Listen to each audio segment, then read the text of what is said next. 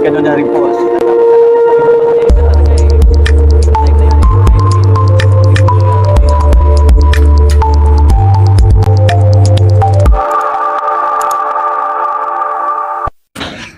Itong mga interior po na to ay nakikita karamihan sa mga katulad kong may vulcanizing shop.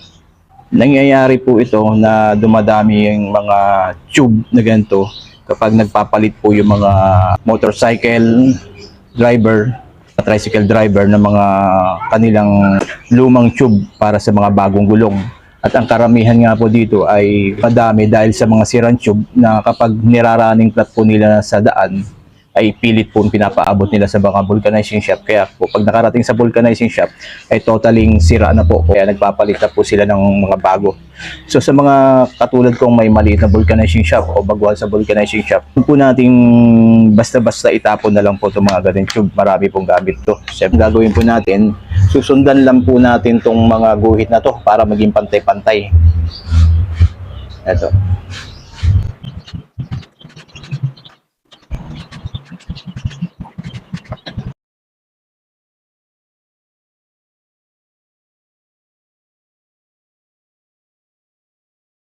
Yan po, medyo kailangan pantay-pantay rin yung pagkakatapas. Pwede natin siyang gawing panali. Tulad ng ginagawa ko sa puluhan ng aking na bakalis. Pwede natin siyang gamitin panali dyan. So kaya sa mga sirang mga tubo, pero siya vulcanizing shop, ang talagang gamit niya ay yung pansapin po dito sa mga rayos na to. Yan. Dito po.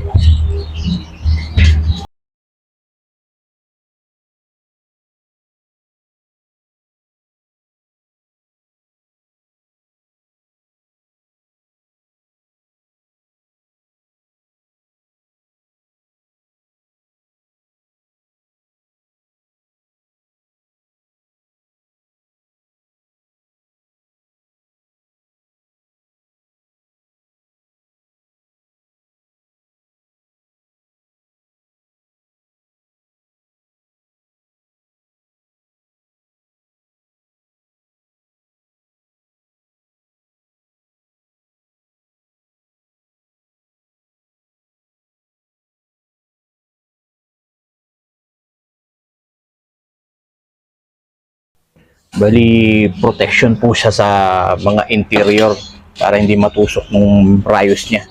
Yan, pansapin. Ganon din po sa mga rim ng motorcycle, mga pan-tricycle. Doon din po ginagamit yan.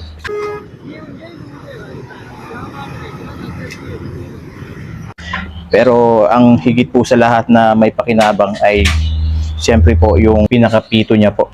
Ito, pito niya. So ito, bali po, ito, gugupitin lang po natin yan.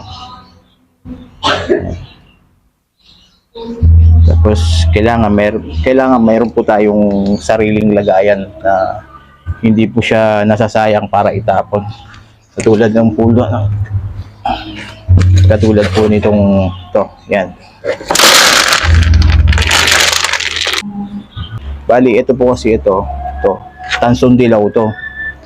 Wag lang itong washer niya. Dito, tansong dilaw yan. Tapos, pati itong kotse na to, mga pito ng kotse, tansong dilaw din yan. Pero lahat po ng pito ng tricycle, ito, ganito, is tansong puti po siya. Bali, ang pinakabakal niya lang, itong nut niya, at saka washer. So, titingnan po natin. Bali, ito po, ayan. Yan. Yan yung bakal niya. Pero yung pinaka niya po ito. Yan. Tansong puti po siya kaya pwede natin siyang ibenta kapag dumami. Pero higit po sa lahat, ang pinakapakinabang nito ay pwede natin po siyang gawing bolt and nut para sa mga ginagawa natin projects. So ito po. Tatanggalin po natin yan. Ayan. Pwede na siyang maging bolt and nut. Ayan siya. Bali, kung bibili ka kasi sa hardware ng mga ordinary bolt and nut na ganito, aabutin ka siguro ng mga 10 piso mahigit. bali bolt, nut, tsaka washer. So ito, hindi mo na kailangang gumastos pa miski piso kasi naiipon lang po yan sa isang lagayan mula sa mga tube nga po. So yan ang pinaka pakinabang. Check bilang tire craftsman po. Ito po ang ginagamit kong pang nut. So katulad na lang po yung ginawa ko tong pulahan po ng itak, no, ginamitan ko siya ng rubber. Bali ang nut na ginamit ko ay ito po, yung galing po sa tube. Ayun siya. Mga nut po yan na galing sa rubber tube. Ayan. Lagaring kahoy. Ayan. 3 ang ginamit ko po dyan. Mga nut. So hindi na ako gumastos pa galing sa hardware. Hindi pa ako nakapag ano. Dito pwede rin siya kaso lang lalakihan mo lang din yung butas niya. Yung iba po ipapakita ko po sa inyo. Bali ito po martial art dummy kids po pambata. So bali ang gamitan ko rin po siya ng mga bolt and nut na galing nga po sa tube. Ayan. Hindi ko na po kailangan bumili sa hardware. Bali po dito ko po ginamit yung ibang bolt and nut. Ayan, katulad po nito. Ayan. Pito ko siya ng tube. Ayan, ko siya ginamit. Dating dito sa likod. Ayan. So sa dami na yan, kung bibili ako sa hardware, let's say na sabihin natin 10 piso isa. Sa dami yan, hindi lang siguro abutin ng 200 yan sa isa. Tapos dito ba po, ayan. Tulad nito. Ayan, pa-ball contact po siya. Bali, sa next year po, ipapakita po namin sa inyo kung paano ko siya ginawa. At ganoon din po, i-demo namin para sa mga nagma-martial art. Ayan, makikita nyo po. Ayan, puro pito po siya ginamit namin. Yan ko po siya ginamit sa mga dami. Then dito sa